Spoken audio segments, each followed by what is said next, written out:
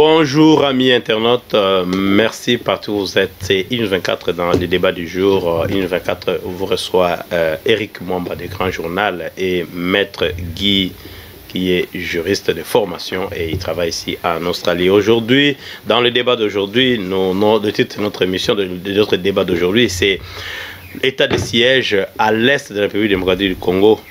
Quelle sera l'issue? Et dans ce même cadre, nous parlerons aussi de RAM, cette taxe-là qui n'a pas de nom, le taxe téléphonique annuel que tous les journaux en parlent. Et puis nous parlons du gouvernement Sama. Est-ce que saura-t-il relever les défis? Et puis entre-temps, on parlera de marche réprimée, jusque-là. Marche réprimée, est-ce que c'est un abus démocratique? Et puis nous parlons de la liberté de la presse, la responsabilité de la presse congolaise sur certains points. Là, nous prenons le cas de Paulette Kimutu et puis nous n'oublions pas le cas de Perrault, Noël Tchani, les sagas. Bonjour et bonjour Eric Mwamba. Bonjour chef Denis. Bonjour Maître Guy. Bonjour Denis. C'est toujours un grand plaisir de vous avoir sur notre plateau, surtout que nous tous nous travaillons en collaboration ici en Australie, dans la ville de Melbourne. Il y a longtemps que vous avez vu Eric Mwamba, mais vous savez toujours qu'il a toujours été avec nous. Et Maître Guy. Maître Guy, pour commencer cette émission, l'actualité quand même en République démocratique du Congo, ça chauffe, hein, ça chauffe ces derniers temps, parce que l'espoir était surtout mis sur le gouvernement Sama, mais on réalise qu'il y a quand même beaucoup à se dire. Hein. Oui, avant de commencer, je voudrais saluer mon frère Eric. Ça fait longtemps qu'on s'est vu sur plateau. Bon, finalement, aujourd'hui, il y a eu une opportunité que IN24 nous a donnée pour pouvoir parler du pays, décortiquer un certain nombre d'actualités et puis faire des propositions également. Comme tu as dit, l'actualité au Congo, nous sommes en train de traverser une période, vraiment je dirais une période chaude. D'un côté, comme annoncé dans votre titre, il y a le problème lié à l'état des sièges. À l'intérieur, vous avez des taxes et puis bon, finalement, la population ne se retrouve pas encore. Il y a des réprimandes, des marches et tout ça. Donc, je pense que nous allons, avec le peu de temps que vous allez nous donner, nous allons essayer de parcourir et voir à la rigueur quelles sont les propositions à faire pour que notre pays puisse aller comme de l'avant. Merci, mais je suis toujours avec vous, Maître Guy, et, à l'est de la République démocratique du Congo, parce qu'il fallait qu'il y ait une solution. Il y a eu, on parlait du départ de la MONUSCO, qui n'observait que les morts des Congolais, et le chef de l'État a pris les choses en main en nommant deux généraux qui sont Luboya Kachama et lieutenant-général Ngima. C'est une zone tampon, mais je pense qu'aujourd'hui, les Congolais sont encore divisés sur cette histoire de l'Est. Quel est, du point juridique, l'état de siège? Est-ce que ça mérite bien son nom, ou bien ça mérite bien d'être installé en République démocratique du Congo en cette période? Bien, je pense que, comme vous le savez, dans plusieurs de mes interventions, j'ai toujours parlé de l'impulsion. Lorsqu'il y a un problème, il y a une situation qui touche au cœur de la nation, nous devons nous lever comme un seul homme. Nous devons tout faire pour voir dans quelle mesure tous les Congolais peuvent venir pour voir comment trouver des solutions et voir comment est-ce que nous pouvons éradiquer cette situation de l'Est qui, comme nous le savons, c'est une situation qui a pris beaucoup de temps. Et bon, parce que tu me parles de l'état des sièges, j'aimerais d'abord, avant de développer cet aspect des choses, rentrer dans la Constitution pour que nous puissions voir c'est quoi l'état des sièges au regard de la Constitution. L'article 85 de notre Constitution prévoit l'état des sièges. Et je peux même aller rapidement à une lecture.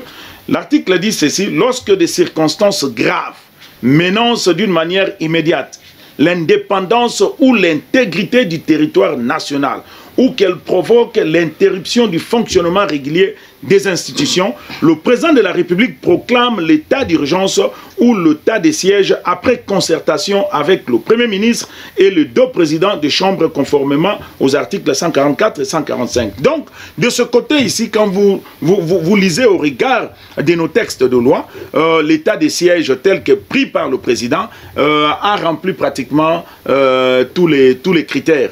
Mais il y a des inquiétudes. Et je pense que ce sont des inquiétudes là, lorsque nous faisons le contour de la situation. Voilà, je peux déjà vous arrêter là. Ouais. J'aimerais venir rapidement à Eric Mwamba. Mais Eric Mwamba, on a dit la Constitution et tout le reste ont été respectés. Mais pourquoi la classe politique est divisée sur cet état de siège?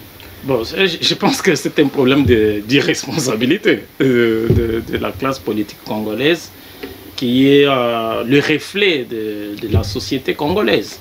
Puisqu'il n'y a pas longtemps, tout le monde était en train de crier haut et fort que le président ne fait rien, le président ne dit rien. Il y a même des gens qui ont souhaité qu'on puisse organiser des deuils nationaux chaque fois qu'il y avait des tueries à l'Est.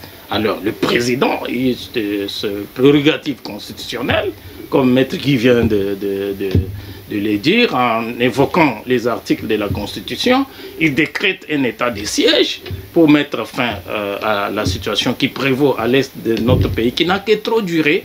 Et voilà qu'il y a certaines personnes, certains leaders politiques qui s'inscrivent en marge de l'enjeu. Pourtant, normalement, lorsqu'il y a certains enjeux de cette taille, le retour de la paix. Nous sommes les seuls pays au monde où la mission des Nations Unies a fait plus de 20 ans avec autant de budgets colossaux, avec tout ce qu'il y a eu comme désordre. Il faut mettre fin à cette situation. Je pense que lorsqu'il y a des enjeux de cette nature, on devait taire les divergences. Il n'y a pas d'opposition, il n'y a pas de gens au pouvoir. Mais non, vous ne pensez pas que ceux-là qui disent qu'il fallait faire autre chose que ça, il y a certains qui ont même proposé des conférences, des dialogues autour avec des belligérants et tout le reste. Vous ne trouvez pas que c'était aussi une partie de solution que... Je pense que la seule chose qui n'a pas encore été faite jusqu'à présent, c'est l'état des sièges. Sinon, il y a autant d'accords, accord de Lusaka, accord d'Addis Abeba, accord de Nairobi, accord d'Afrique du Sud.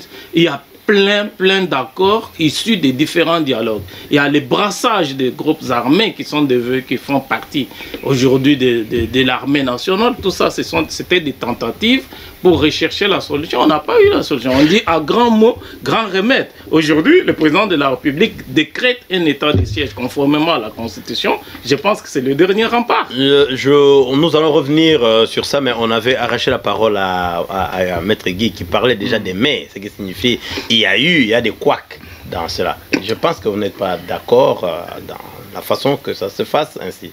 Oui, Denis, vous savez, quand nous analysons des problèmes importants comme ça, nous devons avoir toutes les données avec nous. Moi, je ne parlerai pas de l'irresponsabilité, mais je parlerai des inquiétudes. Et effectivement, quand vous regardez, vous allez vous rendre compte qu'il y a des inquiétudes. Ici, nous ne disons pas, nous ne sommes pas en train de contredire, si pas de décourager le président de la République dans ce qu'il a pris. Mais voilà des inquiétudes, par exemple. Premièrement, lorsqu'on décrète l'état de siège, vous êtes sans oublier que cette guerre a fait 20 ans. Okay? L'état de siège va prendre combien de temps? Si je ne m'abuse, je crois 1 mois. Oui, c'est renouvelable. Ça c'est déjà, ben justement, ça c'est déjà un premier problème que je relève ici. Deuxième chose, mon frère Eric parle de brassage et de toutes ces histoires que tout le monde aujourd'hui connaît. Nous savons que nous avons une armée infiltrée. Nous savons que nous avons une armée au niveau des chaînes de commandement à un moment donné. Il y a beaucoup de trahisons au point qu'à un moment donné, l'armée se retrouve être fragilisée. Est-ce que ne fallait-il pas, par exemple, que le président de la République commence à regarder ce genre d'aspect avant d'en arriver à l'état de siège? Parce que vous êtes sans oublier... Il fallait observer les gens mourir. Mais, non, pas observer, parce que nous avions... Mais comment on peut observer que les gens meurent? Parce que nous avions voulu que on vienne avec de l'impulsion, tout et tout. Mais maintenant, ces aspects-là... Parce que pourquoi on met l'état de siège? C'est pour résoudre une situation. Mais à cette situation-là, quand vous voulez résoudre, regardez un peu la chaîne de commandement de notre armée.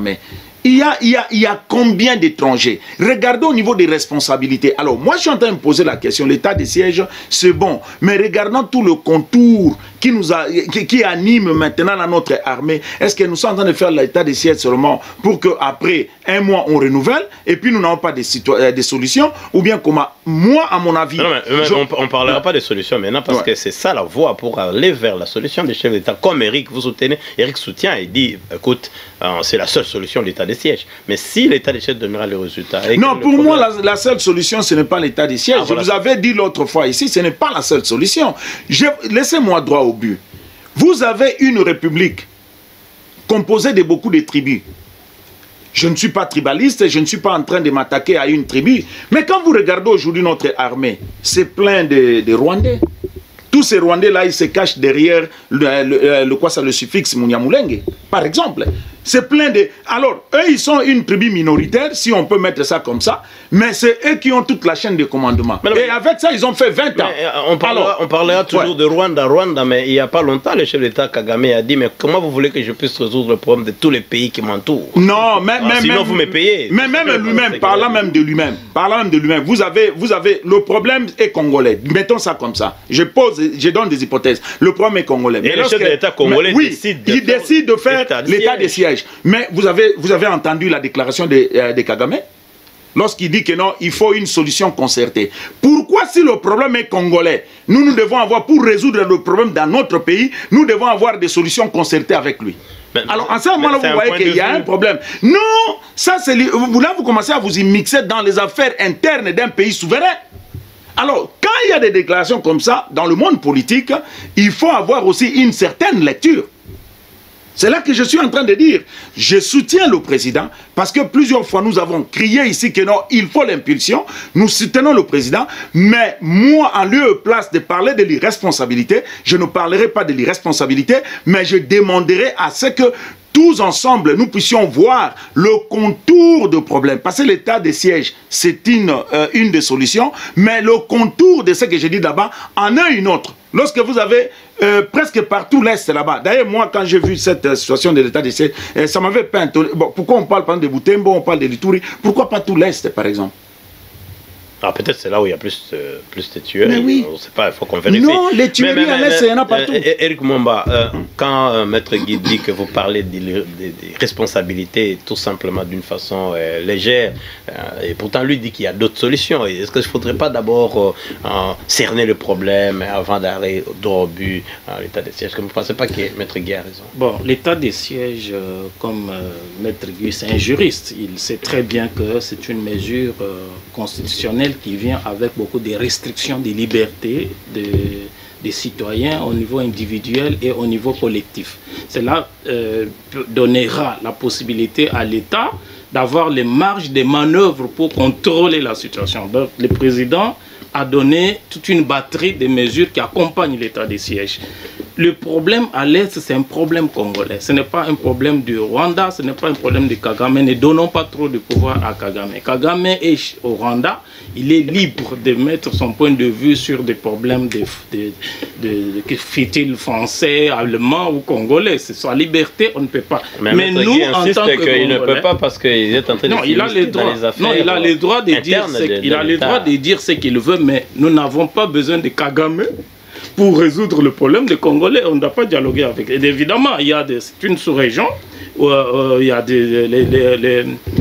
les contacts diplomatiques ne sont pas rompus, puisqu'il y a l'ambassade du Rwanda à Kinshasa et les chefs d'État, Félix Tshisekedi est président en exercice de l'Union africaine. Donc, les contacts diplomatiques, ça c'est autre chose. Ici, nous parlons de l'état de siège qui est décrété. Moi, je pense que c'est un problème des Congolais. Pour que l'état d'urgence réussisse, il faut que les Congolais s'impliquent, c'est-à-dire les leaders politiques qui ont des partisans derrière eux.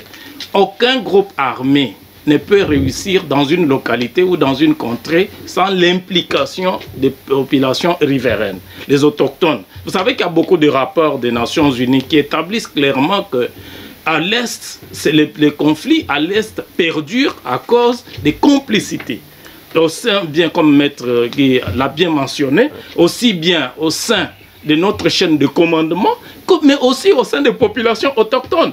Vous savez qu'on parle de la guerre asymétrique, les gens, mais ces gens-là, on parle des groupes armés, ougandais, rwandais, je ne sais pas moi, soudanais, les Mbororo, etc., qui sont censés ne pas connaître le terrain, mais qui utilisent les... J'ai vu les images où une femme là qui brandit le Kalachnikov, comme on dit, c'était Yafoufou. Oui. C'est-à-dire quoi? C'est-à-dire que c'est une opportunité. Le président a nommé de généraux non originaires, parce que parmi les solutions que les gens étaient en train de proposer à l'époque, on parlait de la territoriale des non originaires qui a montré ses preuves à l'époque du président Mobutu.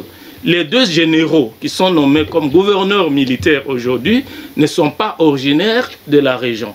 Mais j'ai suivi certaines critiques qui ont commencé par une radio périphérique qui dit que ces généraux ont fait partie de la rébellion une fois. Mais nous avons une armée brassée. C'est une armée issue des belligérants. C'est-à-dire, pour finir, pour chuter, je dirais que les généraux ont été bien choisis.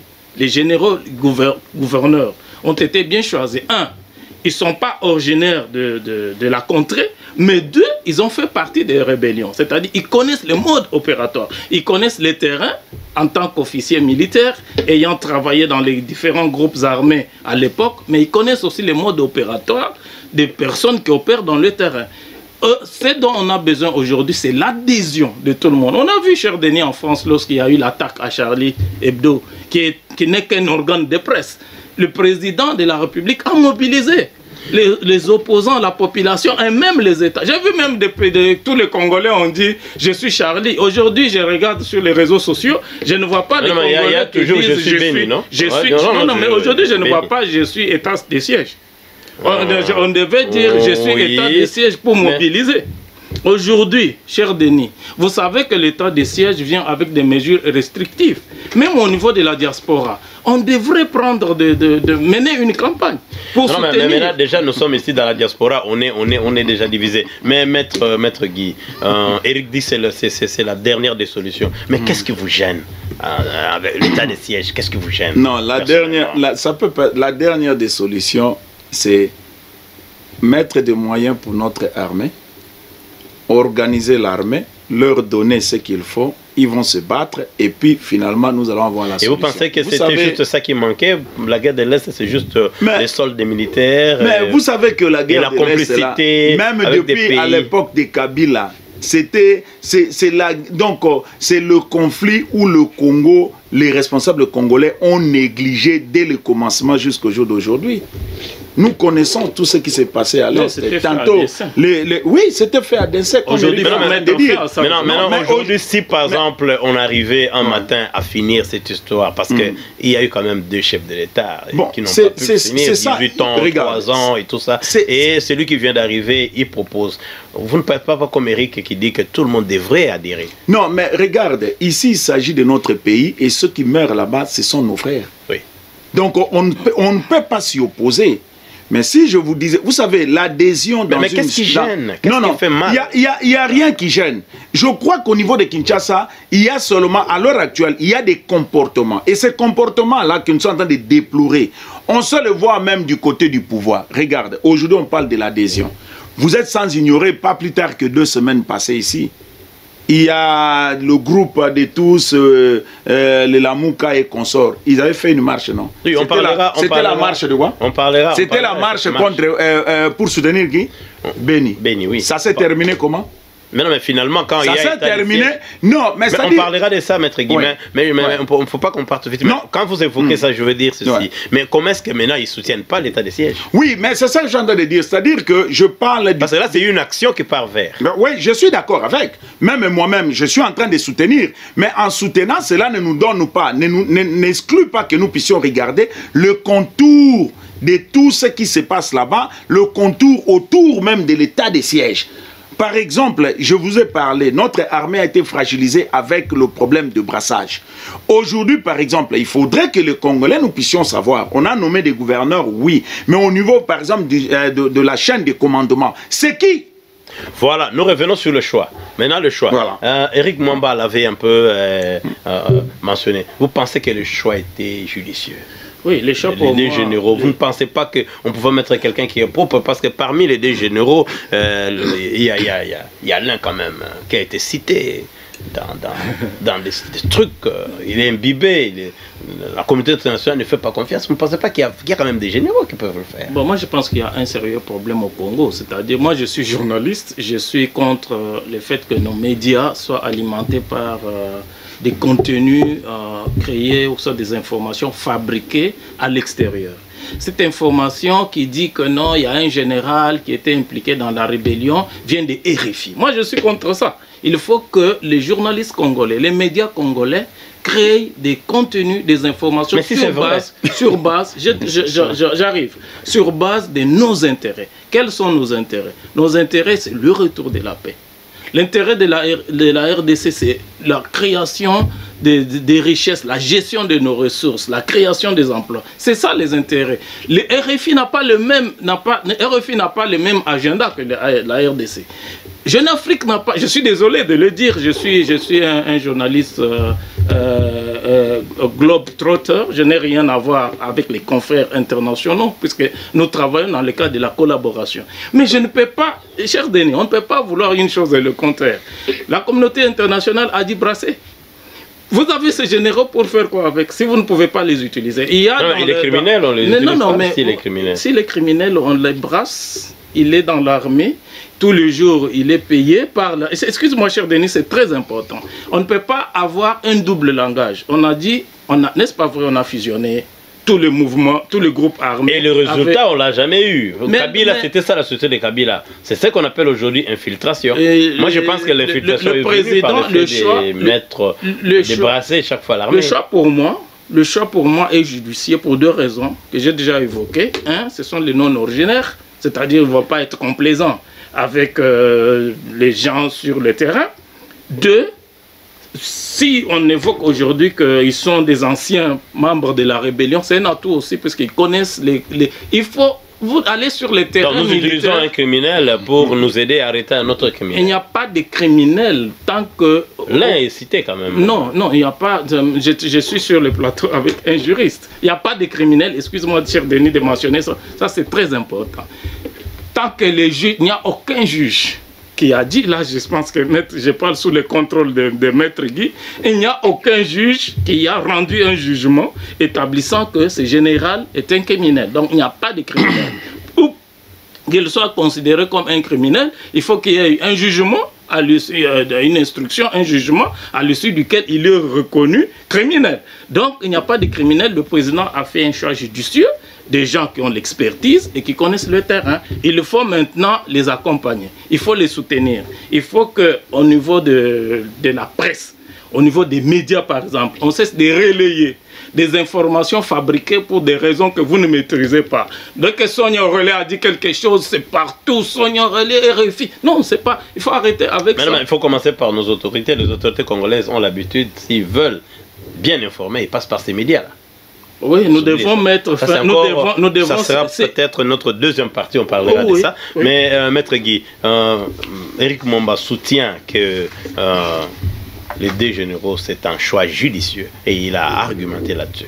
Ce sont des gens qui ne sont pas non originaires, donc ils n'ont pas d'acquaintance, des amitiés, des commerces que les autres généraux font. Et ce sont des anciens combattants, s'il ne faut pas les appeler rebelles, des anciens combattants qui connaissent le terrain. Et quel est votre avis sur ça? Mon cher Denis, vous savez, le problème de l'Est est tellement capital que lorsque nous abordons ce problème-là, nous devons nous amener avec, je ne sais pas moi, avec une finesse telle que cela puisse démontrer notre volonté de terminer ce qu'il y a à l'Est. Tout à l'heure, là, lorsqu'on parlait, on a bien dit qu'aujourd'hui, l'un des problèmes que nous avons au pays avec notre armée, c'est le fait de brassage. Maintenant, on a brassé entre qui et qui. Il y a une différence entre un condamné criminel et un criminel. Nous, on fait la différence. Un criminel, on constate d'abord son acte criminel. Un criminel présumé. présumé ou pas un criminel. Oui, présumé, of course, yes. Mais pourquoi la présomption? La présomption devant un fait criminel amène justement le tribunal, finalement, au cours d'un jugement, à déterminer la sanction qu'il faut infliger à ce criminel. Il faut faire la différence, parce que mon frère est en train de parler du jugement. Ici, on n'a pas besoin d'un jugement. Je retourne maintenant à cette logique ici. Ils ont travaillé avec des rebelles. Mais maintenant, vous savez, si maintenant en contrepartie, parce qu'eux ils connaissent les méthodes, arriver là-bas, ils reprennent avec les mêmes méthodes, comment nous faisons? Ils seront sanctionnés. Voilà. Non, là, c'est... Mais ici, mon frère, vous cherchez la sanction. Alors que nous, on est au niveau, nous n'avons pas besoin. Le président a donné l'impulsion. Nous voulons que cette action réussisse. On n'a pas besoin que quelqu'un aille faire le contraire là-bas pour le rappeler, commencer à le sanctionner. Non, dans l'entretemps, les gens meurent. Mais on ne peut pas dévancer ça. Parce que non, on ne peut pas dévancer comment? Par là, qu'est-ce que je veux dire? Mais le Congo regorge combien de militaires? Okay, combien de généraux? Finalement, quelle est la solution? Non, mais la solution, c'est pourquoi je vous avais dit, nous avons des inquiétudes. C'est-à-dire, lorsque vous prenez quelqu'un qui avait été déjà reconnu dans des actes répréhensibles comme ça, c'est-à-dire que c'est déjà une tache noire, vous créez un doute. Ça, c'est la première des choses. La deuxième des choses, lorsque Sonia Rollet parle, mais moi, je ne vois pas pourquoi le confrère est en train de vouloir s'attaquer à Sonia Rollet. Elle a relevé une information. C'est à nous de savoir, de poser la question ici.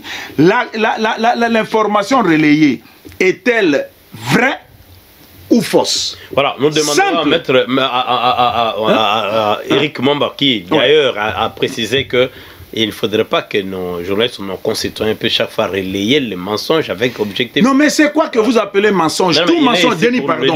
Mais tout mensonge est toujours contredit par une autre vérité. Où est la contre-vérité? Voilà, ça c'est une bonne question que M. Éric sera capable de nous le dire. Pourquoi vous soutenez Je ne suis pas contre... Il faut que ça soit clair, cher Denis. Je suis un internationaliste quand même. Je ne suis pas contre Sonia. Sonia, elle est agent du ministère des Affaires étrangères français. J'espère que tout le monde le sait. Si les gens ne le savent pas, elle est fonctionnaire du ministère des Affaires étrangères de la France. À ce titre, elle travaille pour son gouvernement. Elle est journaliste. Oui, elle est journaliste. RFI, c'est un service du ministère des Affaires étrangères français. À ce titre-là, Sonia travaille pour son gouvernement. Il ne travaille pas pour lui. Non, je ne dis pas qu'il y a des mensonges. Elle révèle elle ne révèle pas. Elle le rappelle, elle dit qu'on a nommé des gens qui ont fait partie de la rébellion, n'est-ce pas? Elle les dit pour des motifs qui lui sont propres. Est-ce qu'elle les dit pour l'intérêt du Congo? Quand on voit que cette mission des Nations Unies... Disons que c'est vrai. Vous pensez que c'est bien d'utiliser quelqu'un qui a quand même quelque chose à expliquer? Le président de la République est le commandant suprême des forces armées congolaises. Il est le magistrat suprême. Il est le garant du bon fonctionnement des institutions et il est le garant de la sécurité intérieure et internationale de la RDC. À ce titre, lui, il a été élu au suffrage universel le 30 décembre 2018. Il a la responsabilité de ramener la paix à l'Est, puisque l'histoire retiendra que Félix Tshisekedi, pendant son mandat, il a ramené la paix ou ne l'a pas ramené. À ce titre-là, il a à sa disposition des moyens limités que le peuple congolais lui a donné, notamment les services de renseignement. Donc quand il choisit les gens, moi je lui fais confiance. L'état de siège, c'est 30 jours. 30 jours, ce n'est pas une éternité. C'est-à-dire que d'ici 30 jours, avant même d'arriver 30 jours, il y aura des évaluations à mi-terrain. Donc le président de la République, en tant que garant, en tant que responsable numéro 1 de la sécurité des Congolais, et l'intégrité des frontières nationales, il a les moyens illimités, notamment les services de renseignement, pour faire un choix judiciaire, puisqu'il a le devoir de résultats, le devoir de redevabilité face au peuple congolais. Moi, je lui fais confiance et j'accompagne. Et je demande à tout le monde d'accompagner. Puisque l'état de siège ne réussira pas sans l'implication des Congolais qui sont les bénéficiaires. Voilà. Pour finir ce sujet, nous revenons au Maître Guy. Mais Maître Guy, qu'est-ce que vous ne pensez pas qu'il faut laisser voir le résultat, que peut-être d'avancer, d'être pessimiste? Non, mais comme je dis là, moi je pense que je suis parmi les gens qui ont beaucoup parlé concernant l'Est de notre pays. maintenant que les dispositions sont là, nous avons la responsabilité d'accompagner, mais de veiller. Moi, mon problème, c'est d'abord veiller. Je ne veux pas faire des accompagnements à la... Non. Nous devons veiller. Par exemple, nous connaissons aujourd'hui, là où nous avons toujours eu des difficultés, tous ces militaires-là qui ont été brassés pour moi, ils doivent être à côté. Ils doivent être à côté parce que nous ne connaissons pas. Vous savez, quand vous vous battez avec l'ennemi, il faudrait que vous puissiez être réanimé d'un esprit de confiance. Mais lorsque dans vos lignes, il y a déjà quelqu'un qui hier il était là-bas, aujourd'hui il est avec vous, vous ne savez pas s'il va vous vendre encore. Ça, c'est la première des choses. La deuxième des choses, la plupart de nos officiers qui ont été dans les armées qu'on a brassées là-bas, ils connaissent le terrain, oui, ils connaissent les rebelles, oui, mais ils connaissent aussi l'aspect business. Cet aspect business, cet aspect de trafic, tout et tout, c'est ce qui a aussi engendré un bon nombre de nos militaires à oublier le serment qu'ils avaient fait pour défendre le pays, mais finalement à suivre tous les intérêts pécuniaires là-bas. Alors, voilà, tout ça, ce sont des inquiétudes, mais nous disons, après un mois, comme Eric a dit, après un mois, il faut passer à l'évaluation, il faut voir. Enfin, je termine pour ce sujet pour dire, je continue à insister sur le fait que le gouvernement ici doit faire un effort pour vraiment travailler avec notre armée, l'équiper, restructurer cette armée et enfin de faire face à ce genre de situation. Oui, ce qui était aussi important, mais je suis content parce que tout le monde est d'accord sur un point, que nous devons attendre les résultats et voir, et puis nous devons appeler à tout le monde, nous devons rappeler tout le monde que c'est l'affaire des Congolais, comme l'a dit Eric Mwamba et que Maître Guy vient de mentionner. Mais comment vous pensez, vous jugez l'attitude des opposants? Si, je ne sais même pas s'il y a opposition, des opposants comme Fayoulou, parce que bientôt on va chuter sur le marche. Mais comment vous avez marché et après, directement, vous faites votre face et vous dites que non, vous n'êtes pas d'accord de l'état de siège? Bon, je crois que le comportement des opposants est lié à tous ces aléas dont je vous avais dit ici, c'est-à-dire qu'il y a beaucoup de zones d'ombre, d'après eux, et puis le fait qu'il y a un certain nombre de conditions qui ne sont pas encore réunies. Alors c'est ce qui les amène peut-être à avoir une réticence dans la disposition qui est prise, mais à ce que je sache, l'opposition à l'heure actuelle est en train de soutenir l'Est. D'ailleurs, pour preuve, il y a mais pourquoi ne pas soutenir l'état de siège? Ils sont contre, d'ailleurs. Il y a quand même trop de sorties médiatiques. Vous savez, Denis, l'état de siège est bien, mais comme je vous ai dit là-bas, vous savez que l'administration, lorsqu'il y a état de siège, c'est l'administration, tout est fait par les militaires. Hein? Même les cours et tribunaux, ce sont des militaires. Alors, vous comprenez que, comme je suis en train de dire, notre armée n'est pas encore bien assise. Ça, c'est un. De deux, nous avons aujourd'hui une bonne partie du pays là-bas qui n'est pas contrôlée par notre État. Si vous regardez, par exemple, le journaliste comme Izouba, mais une fois je l'ai suivi à Kinshasa, il était en train de dire ça, ils étaient à l'Est là-bas. Il y a des coins où vous arrivez, l'administration est tenue par ces rebelles-là. Et ces rebelles-là, la plupart d'entre eux, ils sont des étrangers. Alors, toutes ces histoires-là, on s'est dit, bon, avec l'état des sièges, comment ça va se passer? Et surtout, il ne faut pas oublier, même si mon confrère, mon frère Eric est en train de parler de Kagame et tout, non, mon frère, il y a eu les rapports, tous les rapports internationaux aujourd'hui, ce n'est plus un secret pour personne. Chaque fois, les rapports internationaux de plan sécuritaire, on pointe toujours le Rwanda. Alors, le Rwanda a quand même une influence négative dans ce qui se passe dans cette partie du pays. Alors, toutes ces histoires-là, je crois, c'est en train un peu de refroidir les uns, et puis les autres sont un peu dans des positions comme ça, mais nous soutenons. Rapidement, Eric Mwamba, l'attitude des opposants, ceux-là qui se disent opposants, là je parle de Martin Fayoulou, de Mouzito, il y a eu encore quelqu'un d'autre qui est sorti, ça viendra. Comment vous trouvez? Est-ce que c'est la classe politique congolaise qui décide de ne pas soutenir? Non, ils ont montré tout simplement, moi je ne passerai pas par le dos de la cuillère, ils ont montré tout simplement leur inconscience et surtout leur ignorance de la loi, puisqu'ils ont marché il n'y a pas longtemps pour réclamer une action. On fait l'action. L'action, c'est quoi? L'état de siège. Il s'érige contre l'état de siège. C'est tout simplement, il parle des restrictions des libertés, mais c'est constitutionnel, c'est dans la loi. On sait que l'état de siège vient avec les restrictions des libertés. Donc vous ne pouvez pas dire, il faut que tous les Congolais se mettent ensemble. L'opposition doit être républicaine. L'opposition doit contribuer à... On ne peut pas servir quand on est président. En tant que... L'opposition, c'est important dans un pays. Je pense que les politiciens congolais font quand même preuve d'une ignorance notoire. Nous sommes en Australie. On sait que les leaders de l'opposition ont la même valeur que les chefs du gouvernement. Ouais. Les leaders de l'opposition participent à l'avancement du pays. Martin Fayulu, en tant que deuxième... gagnant de l'élection présidentielle selon l'ordre, les résultats donnés par la Constitution, oui. C'est de facto, nous avons des résultats, nous avons des institutions qui fonctionnent, c'est-à-dire qu'il y a des millions de Congolais qui avaient voté pour Martin Fayulu. Ça, ce n'est pas un secret. À ce titre-là, il doit contribuer à l'avancement du pays. Il doit mobiliser pour le retour de la paix. Parce que finalement, ils ne proposent rien. Ils disent non, le président ne fait rien. Mais quand le président fait quelque chose, il s'érige.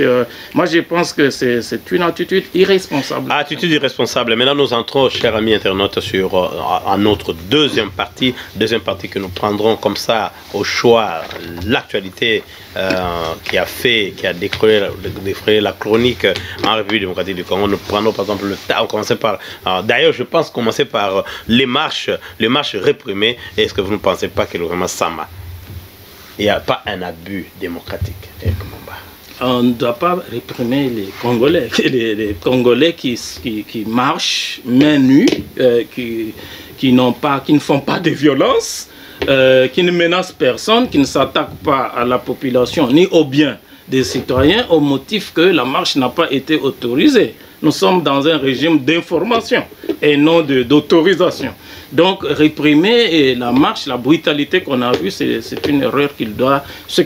Les auteurs de cette brutalité qu'on a vue, les auteurs de cette répression qu'on a vue doivent être poursuivis et punis conformément à la loi. Alors je connais déjà la position de Maître Guy, on en avait parlé la fois passée, mais vous pouvez quand même dire quelque chose sur ça. Parce qu'Éric soutient que non, en tout cas on ne doit pas réprimer, nous sommes dans un régime d'information. Oui, Denis, je ne cesserai de dire et de renforcer, voire même de pointer du doigt ce régime ici. Parce que il n'y a pas longtemps, même pas 4 ans, nous tous nous étions avec eux dans la rue.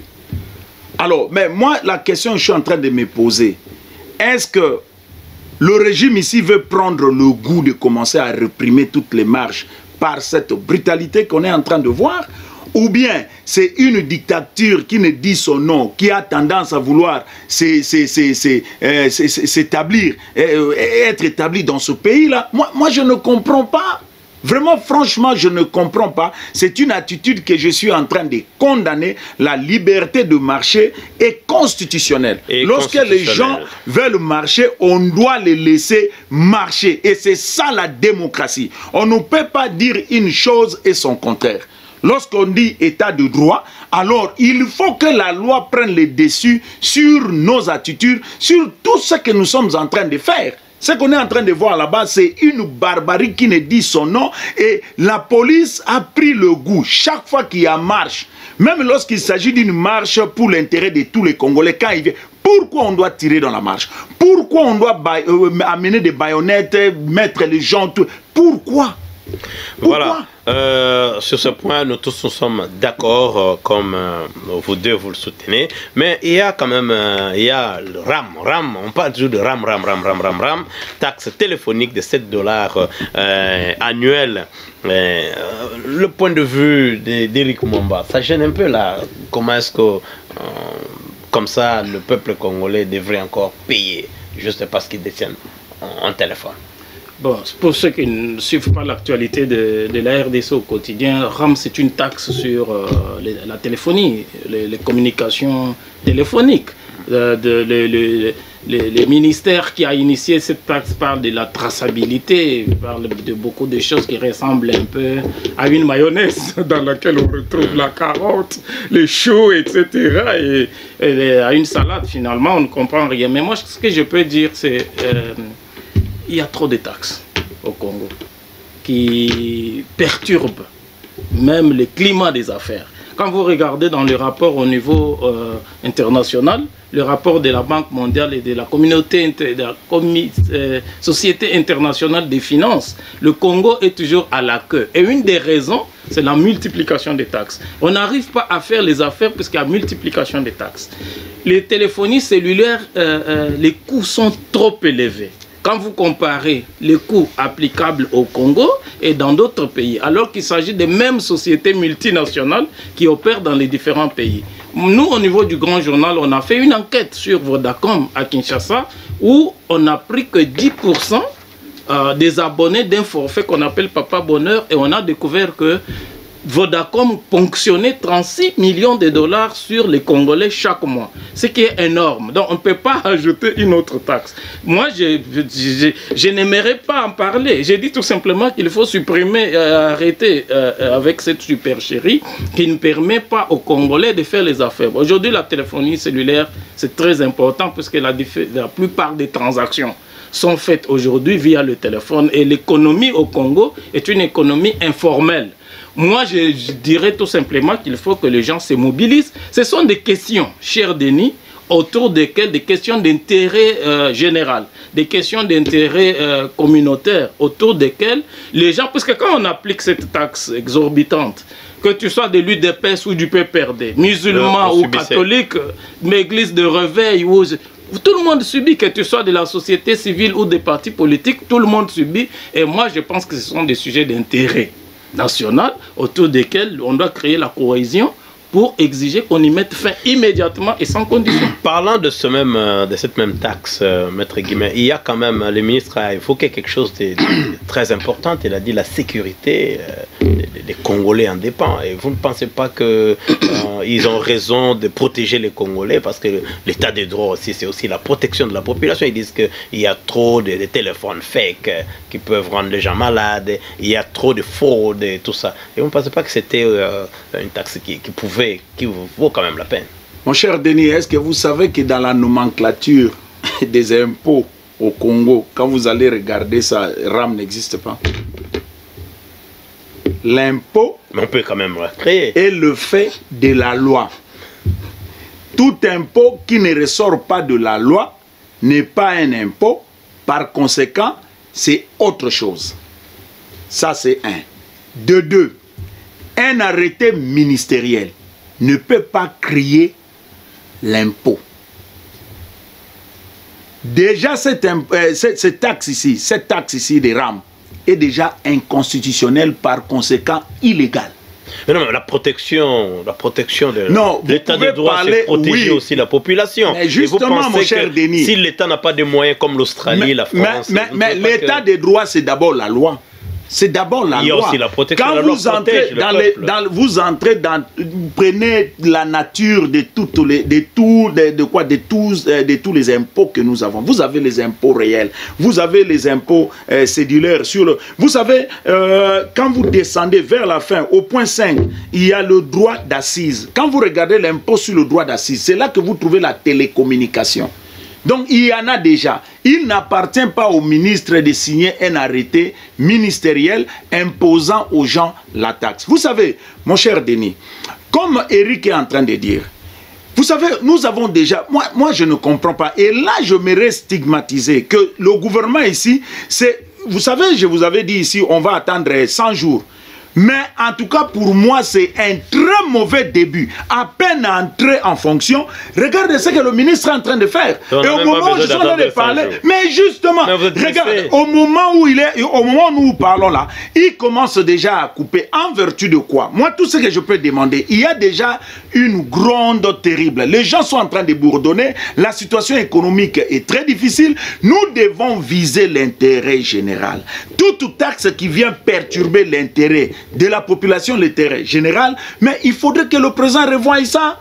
Moi, je vais partir même plus loin, que si cette taxe continue, il faudrait que la population résiste, parce que c'est une taxe qui n'a pas sa raison d'être.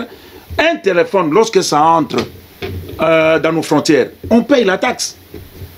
Vous savez que quand nous achetons les unités, Il y a encore ces taxes. Il y a encore des taxes.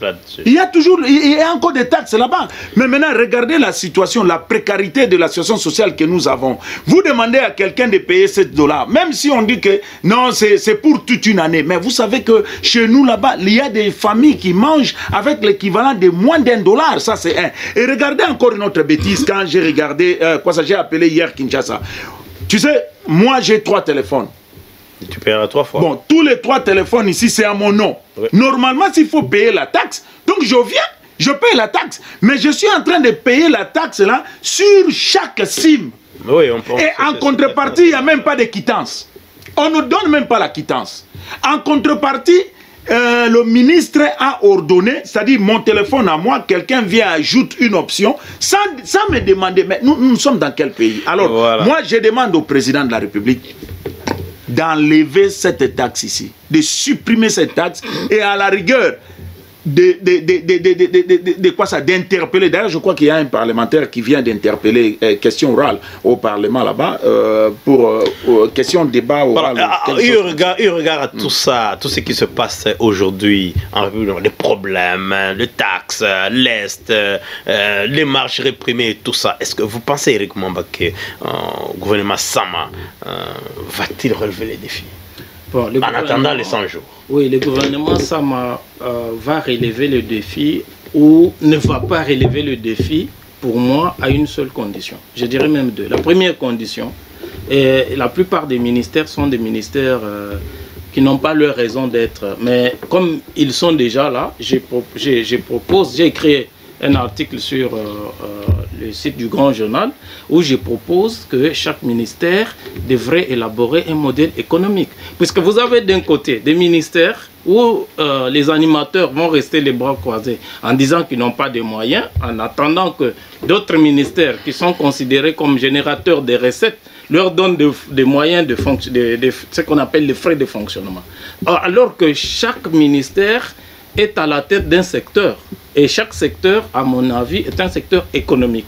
Il faut seulement de l'imagination, il faut de l'innovation pour que chaque ministère crée son modèle économique et nous dise, d'ici, on peut leur donner peut-être un délai de 90 jours, que chaque ministère dise comment il va créer de l'argent. Parce que le défi, la deuxième condition qui découle de la première, c'est la mobilisation des recettes. Parce que si vous n'avez pas de recettes, si vous n'avez pas de budget, vous ne pouvez pas fonctionner. Alors, au-delà de 100 jours, les ministères qui ne seront pas à mesure de nous expliquer comment ils vont générer de l'argent pour réaliser les 340 actions, puisque ces actions relèvent de chaque ministère.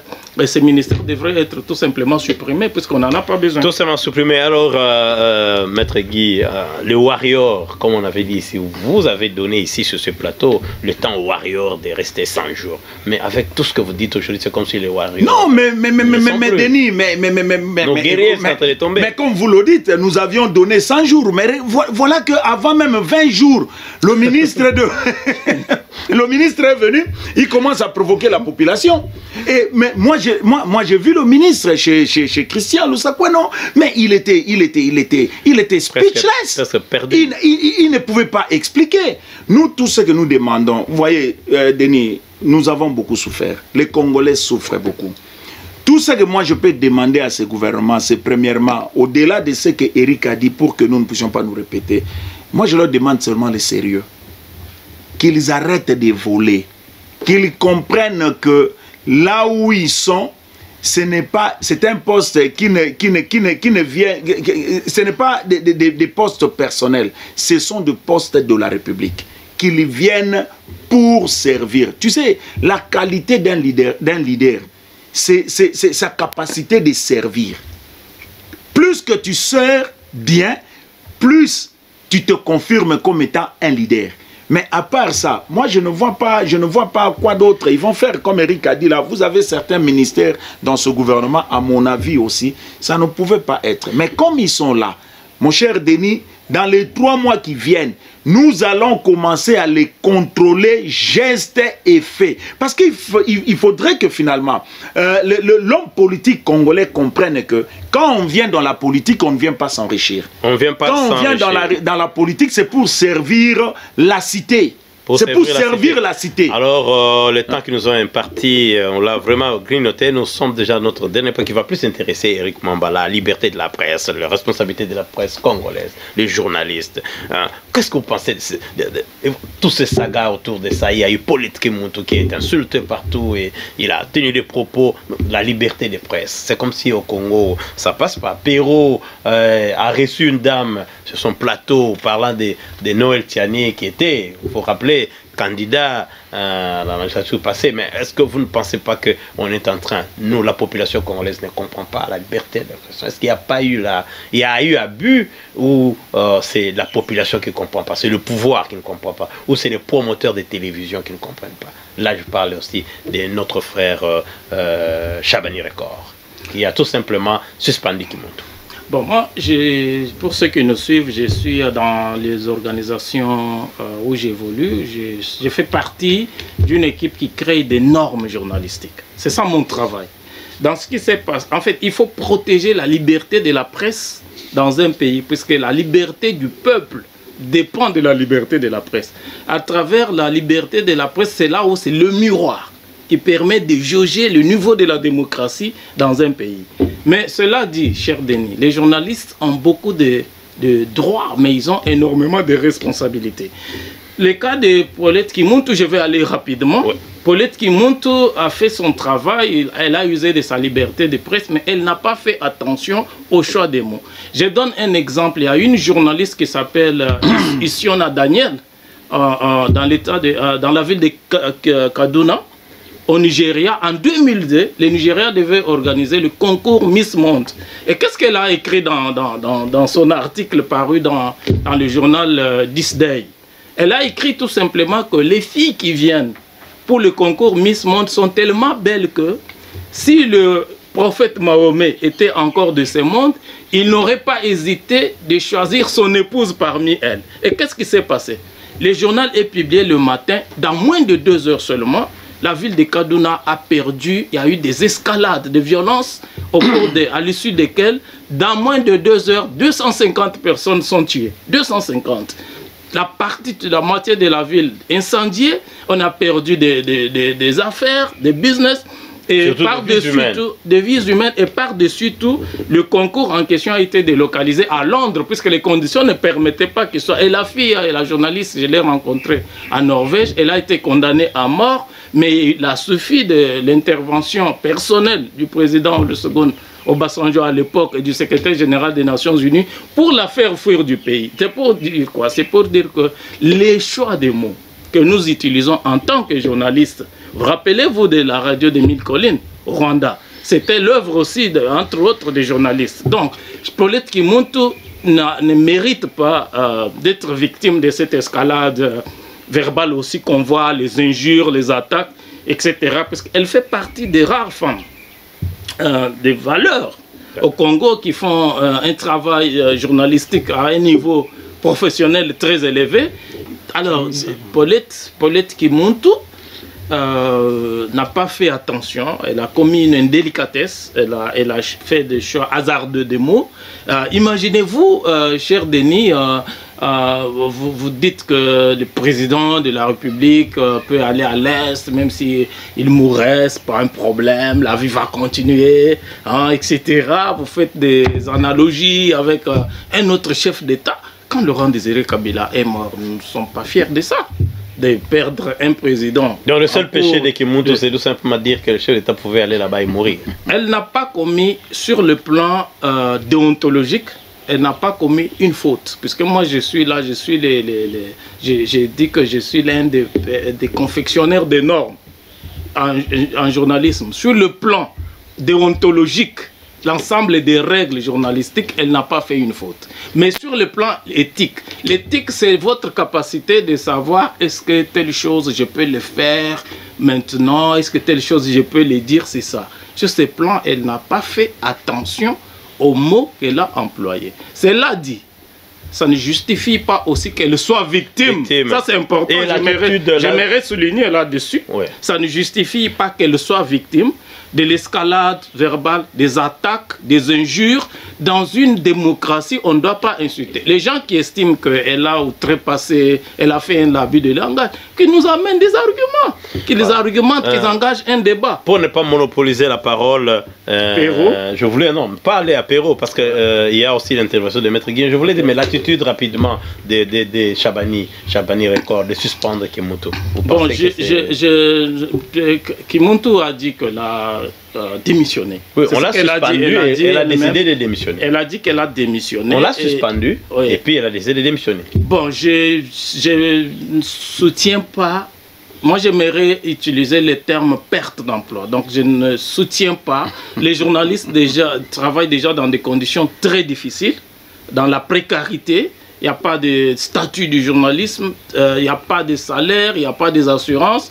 Je ne soutiens pas que Paulette Kimuntu perde son travail à cause d'un mot utilisé lors d'une interview. L'interview était grande, c'était plusieurs questions, plusieurs minutes, mais à cause d'une particule, voilà. Elle ne devrait pas perdre son Maître Guy, qu'est-ce que vous pensez de tout ça? La presse, je sais que vous n'êtes pas de la presse, mais votre jugement, et là je parle en homme, en juriste, est-ce que vous pensez que Kimuntu devait mériter une certaine suspension au travail, tout ça, juste parce qu'il a dit ça?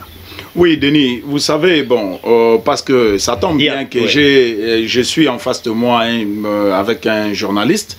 Alors, je ne veux pas beaucoup entrer dans des aspects journalistiques parce qu'il y a un professionnel, vous également, qui êtes là.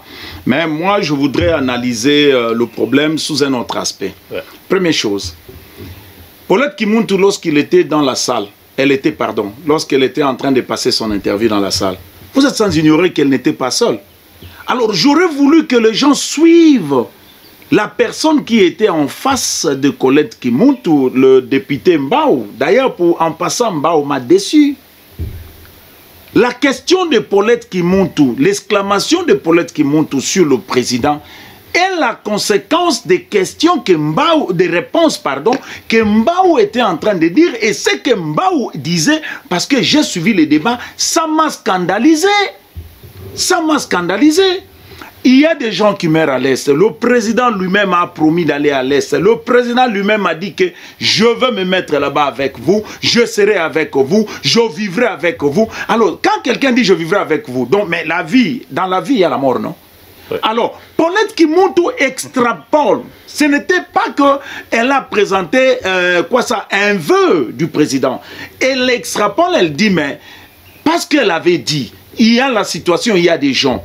Bon, si aujourd'hui ça arrivait, bon, il est le numéro 1, c'est un leader. Mais là, vous parlez bien. Mais quand elle parlait, c'est comme si... Mais vous savez, quand un journaliste parle, Denis, les gens doivent aussi être en mesure de lire, donc de faire une lecture correcte, que de passer à des histoires. Parce que ce qui s'est passé avec Paulette, je suis en train de condamner ça. Cela explique quoi? Je condamne ça avec la dernière énergie.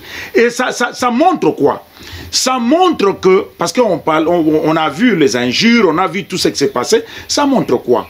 Quand vous regardez bien, parlons des choses clairement, ça montre que, au niveau de nos partis politiques, parce que ce sont les militants des partis politiques, surtout, qui ont amené ce débat sur la place politique, il y a un échec total de ce que nous appelons civisme.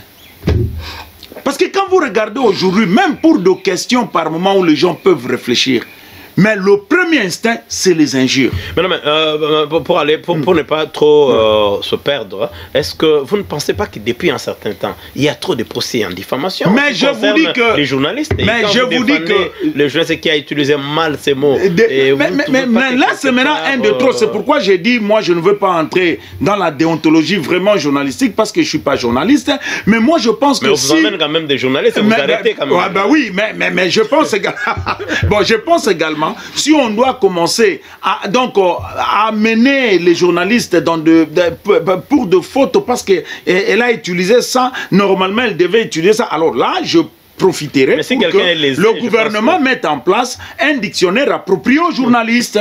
Parce que sinon, c'est une liberté qu'on est en train d'enfreindre.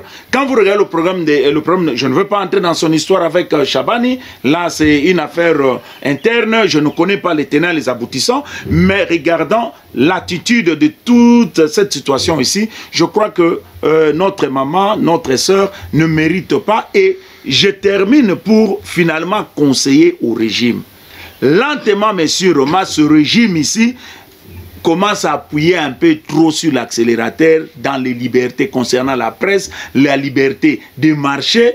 Je trouve que jusque-là, c'est un aspect très négatif que je retiens pour ce régime. Pour ce régime, même on ne finit pas. Il y a Perrault, lui il s'est défendu, il a même invité Mike Mkebaye, qui est aussi un chevalier de la plume. Il a dit, Mike, quand est-ce que la liberté, quand est-ce que la vie privée est séparée de la vie publique dans nos médias? Eric Mwamba, nous commençons par vous parce que vous devez connaître ça mieux. Est-ce que vous ne pensez pas que Perrault avait dépassé les bords? Oui, d'abord, juste un petit mot sur Paulette pour transiter. Le président de la République est une institution, ce n'est pas un individu. Barack Obama a suivi la traque de Osama Ben Laden à partir de la Maison Blanche, jusqu'à ce qu'il a été...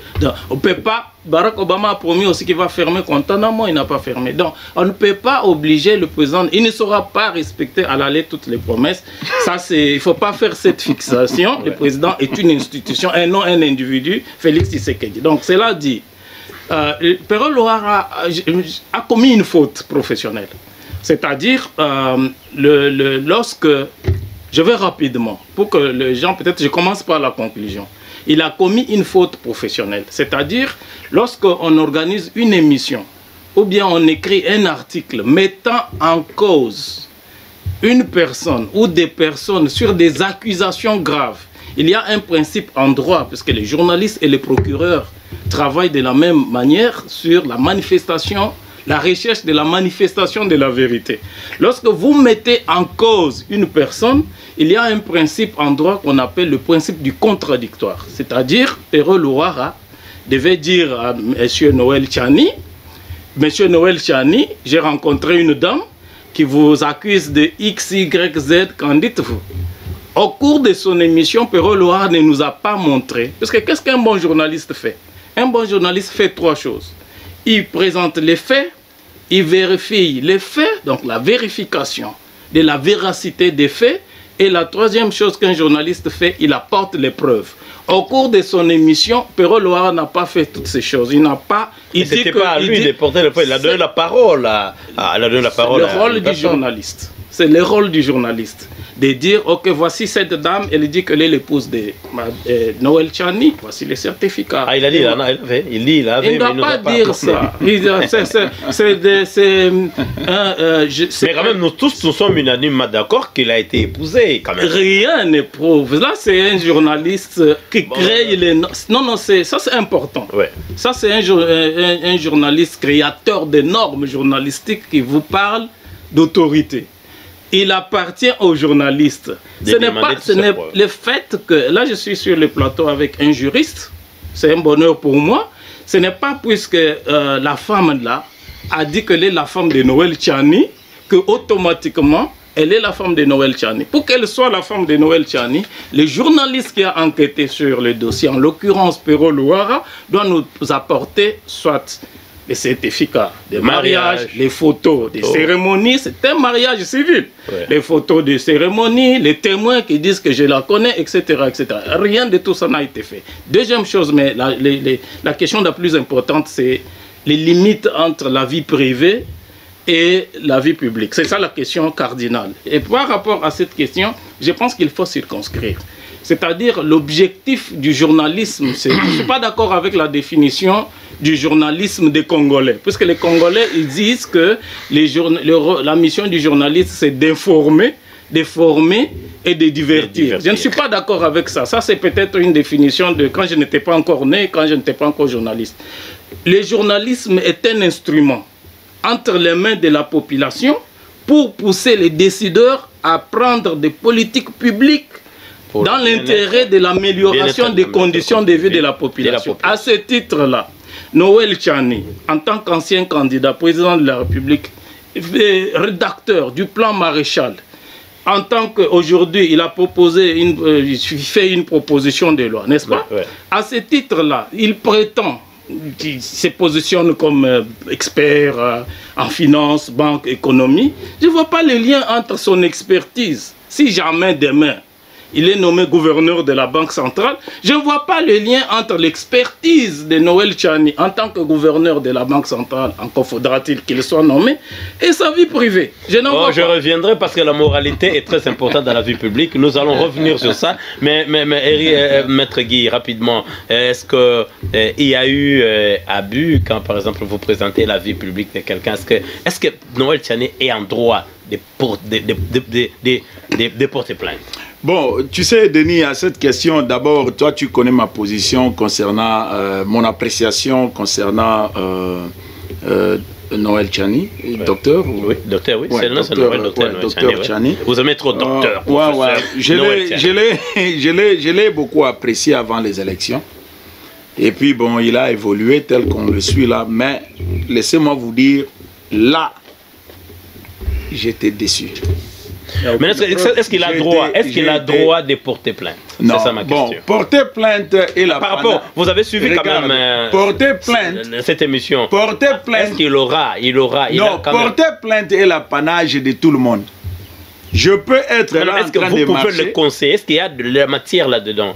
Non. La matière pour... Oui, mais laissez-moi d'abord parler. On marche avec toi parce que je t'ai regardé. Toi, tu décides d'aller m'accuser. Ça, c'est ta décision. Il appartient maintenant à moi de venir dire que je ne t'avais pas regardé et puis le juge, au juge de trancher, c'est fini. Donc, il peut aller porter plainte. Mais revenons à... Mais est-ce qu'il y a la matière? Moi, mon problème, c'est surtout les faits sociaux. Par exemple, lorsque mon frère Eric parle de preuves, il n'y a pas quelque chose de plus meilleur lorsqu'on parle de preuves que l'aveu. Ce que la femme là était en train de faire. Mais elle a vécu ça. Ici, ce ne sont pas les propos du journaliste. Mais c'est la parole de la femme. Oui, la parole de la femme. C'est la parole de Perrault ou la parole de Tiané. Non, ce n'est pas la parole de Perrault. Regardez l'émission. Non, je dis c'est la parole, parce que vous dites que ce sont des aveux, mais c'est la parole de l'un et l'autre. Oui, mais je viens. Non, j'en viens. Qui est venu en premier? Les questions sont simples. Qui a manifesté le vœu de parler en public? Et s'il y a manifestation? C'est la femme. Non, attendez. Non, s'il y a manifestation, nous ne connaissons pas. C'est resté dans le noir. Comment moi je vais connaître? Non, moi je reviens. Non, moi je reviens dans la question ici. Qui est venu en premier manifester le vœu de parler? C'est la femme. Perrault a dit qu'elle ne voulait pas venir. Ok? Non, même ici... On l'a amené de force. Mais on l'a amené de force. Alors, bon, là, c'est un autre aspect des choses. Ouais. Il faudrait que la femme montre maintenant la personne qui l'a amené de force. Mais moi, je rentre dans les faits. Je rentre dans les faits. C'est la femme. Nous avons vu la femme parler du début jusqu'à la fin. Est-ce que dans ce qu'elle était en train de dire, Perrault a ajouté ou bien retranché? Nous disons non. Mais dans son métier, oui, il devait quand même avoir des preuves. J'en viens. Mais je vous ai dit, parlant de la preuve, je crois avoir vidé la matière. Lorsqu'il y a aveu, on ne cherche plus d'autres preuves. Ça dit qu'il s'est passé quelque chose chez moi. Moi-même, je viens, je témoigne. Donc, la première meilleure preuve qu'on considère même au tribunal, c'est ce que je témoigne. Voilà et pourquoi. La crédibilité oui, maintenant. Le confrère parle de la contradiction. Mais parce qu'il y a eu une première personne qui a parlé. Si on veut contredire, moi, ici, je condamnerais Perrault. Si Perrault n'a pas donné le plateau, soit au docteur Tchani, ou soit à son avocat, ou à un représentant, là nous allons condamner. Mais il faudrait que le docteur Tchani manifeste le vœu d'amener maintenant l'information contradictoire. Le droit de réponse, par exemple. Nous n'avons pas vu ça. Vous comprenez? Troisième chose, Denis, dans un pays sérieux, parce que nous voulons construire un État sérieux, un État dit de droit. Un homme public n'a pas de vie privée. Je vous donne un exemple. Moi, je suis patron. Ça, c'est le studio ici, c'est ma compagnie. Je vais engager un monsieur, par exemple, une sentinelle. Vous savez que à cause de quoi c'est du travail que je vais l'engager, je peux lui demander tu as combien d'enfants? quand je lui demande tu as combien d'enfants là, mais j'entre dans sa vie privée. C'est autant dire que lorsque vous êtes devant la nation, vous voulez prendre des responsabilités énormes, des responsabilités au niveau du pays, n'oubliez pas Tchani était candidat à la présidence. Donc nous devons connaître la personne avec qui nous avons affaire, quel est son niveau de moralité, comment il se comporte dans sa maison. Quand dans ta maison, tu ne sais pas bien te comporter, alors, mais comment nous d'abord, on va vous donner toutes ces charges-là. Toutes ces charges-là. Donc, la moralité partout ici, en Australie, partout ailleurs, dans des pays sérieux. Et le Congo, tu sais, je suis toujours contre cet aspect-là, cet aspect des choses. Chaque fois lorsque nous prenons des pays à caractère, des pays modèles, mais on n'arrive pas vraiment à transplanter tout ce que nous avons de modèles, de qualités, directement chez nous. Chez nous, il y a toujours comme des causes d'excuses. En Australie, tu ne passes pas. En Australie, tu es fini et tu le connais. Mais maintenant, je finirai avec Eric Mwamba. Je finirai ce débat avec Eric Mwamba. Mais Eric Mwamba, vous ne pensez pas que la moralité est aussi importante dans la vie publique d'un politicien, d'un responsable, quelqu'un qu'on peut confier demain matin à la banque? Vous ne pensez pas que la moralité est importante dans ce genre de choses? Moi, je ne reconnais pas les juristes. Je ne reconnais pas les juristes. Maître Guy, je ne les reconnais pas. Moi, je parle en termes de normes. C'est en ces termes-là que je parle. Le droit de réponse est corollaire au principe du contradictoire. Pourquoi? Puisque si demain, monsieur Tchani vient, il vous démontre par A plus B, donc en usant de son droit de réponse. Mais qu'il vienne! Non, j'en viens. J'explique. J'explique, il faut que ceux qui nous suivent comprennent, puisque dans un état de droit, il faut que les gens comprennent aussi les principes des droits. Je parle de principes. Si demain, M. Tchani vient, il nous démontre par A plus B que la dame a menti, qu'est-ce qui va se passer? Ce qui va se passer, c'est que sa réputation aura été détruite. Pourquoi? Puisque le journaliste n'a pas bien fait son travail, n'a pas donné à M. Tchani en amont le droit du principe de contradictoire, le droit à la différence d'opinion. Tout simplement d'informer. J'ai fini par là. C'est là où on va parler des imputations dommageables. Pourquoi? Puisque on fait quelque chose qui vous concerne, on vous accuse gravement, on ne vous donne pas la possibilité de vous défendre, on dit que non, s'il n'est pas content, il viendra faire le droit de réponse. Ça, c'est deuxièmement, mais je parle avec un juriste. Le parquet utilise la même procédure. Dans la phase préjuridictionnelle, le parquet les fait en secret. La procédure est secrète. C'est-à-dire, qu'est-ce qui se passe pendant la phase préjuridictionnelle? Moi, je parle des normes journalistiques et je maîtrise Eric, je trouve que j'ai fini, tu vas réagir. Rentrez dans... Le parquet... Nous ne sommes pas au parquet ici. Non, vous dites une chose... Les journalistes utilisent les mêmes principes. Non, c'est deux corps totalement différents. C'est deux corps totalement différents. Tu ne peux pas mettre en cause quelqu'un en tant que journaliste sans lui donner la possibilité de se défendre. Il ne faut pas les droits de réponse. Le droit de réponse vient après, mais en amont. Lorsque Perrault d'ailleurs lui-même, il a dit à la femme que la femme ne voulait pas venir. Perrault appartient à un groupe politique défavorable à la proposition du verrouillage. Là, je crois que... Voilà, je pense que, cher ami internaute, je pense que... Mais je vais pas finir rapidement. La moralité, vous ne pensez pas que la moralité... la moralité, est-ce que la moralité pourrait être importante en ce qui concerne la responsabilité qu'on pourrait donner à certaines personnes? Oui, la moralité, c'est très important, mais il faut la circonscrire dans le cadre des objectifs poursuivis. Si vous voulez avoir un bon banquier et que c'est le meilleur, je ne dis pas que Tchani est le meilleur, mais je peux dire aussi, si vous voulez avoir les meilleurs journalistes, non, c'est important, si vous voulez avoir le meilleur journaliste du pays pour lui confier une tâche spécifique, la moralité doit cadrer avec la mission que vous lui donnez. Mais écoute, moi je sais pas. Moi là je suis un peu perdu. On va donner la responsabilité à Eric Mwamba, meilleur journaliste, grand journal au top aujourd'hui. Nous donnons la responsabilité à Eric Mwamba et on dit à Eric Mwamba, tu peux avoir 15 femmes. Faites-nous une étude comment réussir le journalisme en République démocratique du Congo. Et Eric Mwamba a 15 femmes, il a 20 enfants et il s'est battu dans le passé avec d'autres journalistes et des clients et tout le reste. Vous pensez vraiment qu'Eric Mwamba va aller jusqu'au bout? Comment améliorer les entreprises de presse, par exemple, au Congo? Donc vous pensez que la moralité, il faut que ça soit... Eric Mwamba a 15 femmes. Ok?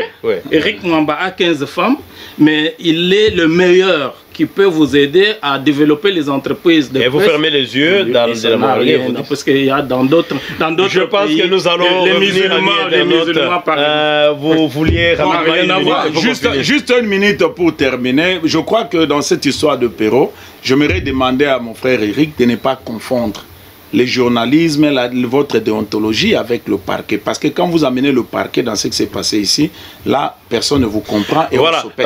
Amis internautes, merci. Et je vous rappelle que c'était Maître Guy qui nous éclaire toujours dans la matière en ce qui concerne le droit. Et puis, on l'aura encore ici chaque semaine. Et nous avons Eric Mwamba qui, je dirais, qui est revenu, c'est l'enfant maison. Parce qu'on travaille en collaboration News 24 en Australie avec Grand Journal. Et vous pensez, Eric va rappeler le site rapidement du Grand Journal. www.grandjournalcd.com. Le journalisme n'existe pas sans le respect des principes des droits. Voilà, donc vous devez passer là-bas et visiter, commenter. Et nous voulons que vous puissiez partager cette émission qui a été une longue émission, mais qui était très importante. Nous vous disons tout simplement merci de nous avoir donné votre patience et votre temps. À la caméra, c'était Deo Barongo, la réalisatrice c'était Fi Waka. Nous remercions nos invités. Merci d'être venus et nous pensons au savoir.